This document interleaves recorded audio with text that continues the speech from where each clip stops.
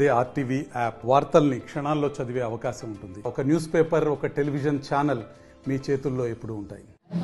ముఖ్యంగా స్వీప్ లో భాగంగా స్వీప్ అంటే సిస్టమాటిక్ ఓటర్ ఎడ్యుకేషన్. ఓటర్కి ఓటు విలువను చెప్తూ అతన్ని ఎడ్యుకేట్ చేయడం ఒక భాగం అయితే, మరియు అతన్ని ఓటర్ పర్సంటేజ్ ఎక్కువ చేయలేదు. ఎలక్టోరల్ పార్టిసిపేషన్ అన్నారు. అంటే ఓటు ఉండగానే సరిపోదు, మీకు ఒక మంచి నాయకుడిని, ఒక మంచి ప్రభుత్వాన్ని ఎన్నుకోవడంలో నీ ప్రాధాన్యత, నీ ప్రాముఖ్యత ఉండాలి అని అతన్ని కూడా ఎడ్యుకేట్ చేయాల్సిన అవసరం కూడా మీ మీద ఉంది. ఇప్పుడు ముఖ్యంగా అంగన్వాడీ టీచర్లు చాలా మంది నాకు ఇక్కడ బిఎల్ఓలు కనపడుతున్నారు. మీరు గట్టిగా పనిచేస్తే స్వీప్ సక్సెస్ అయినట్టే.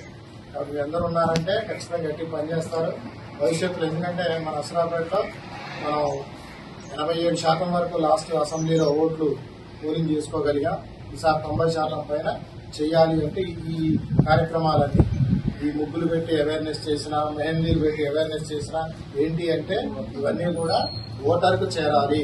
ఓటరు ఎటువంటి వాటికి కూడా ప్రభావితం కాకుండా ఆయన స్వేచ్ఛాయుత వాతావరణంలో తన ఓటు హక్కును వినియోగించుకోవాలి అనే ఒక ముఖ్య ఉద్దేశంతో ఎలక్షన్ కమిషన్ మీ ద్వారా ఓటర్కి చెబుతున్న కార్యక్రమమే ఈ స్వీప్ యాక్టివిటీ. కాబట్టి ఈసారి మీరే కాకుండా మీ పోలింగ్ బూత్ పరిధిలో ఉన్న మహిళలందరితో పార్టిసిపేషన్ చేయించాలి, పెద్ద ఎత్తున సక్సెస్ చేయాలి. దీనికి సంబంధించి మనకు షెడ్యూల్ కూడా ఇచ్చారు.